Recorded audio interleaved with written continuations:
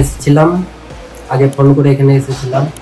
তো আগে আমি আমার একটু কাজের জন্য এখানে আসতে পারিনি।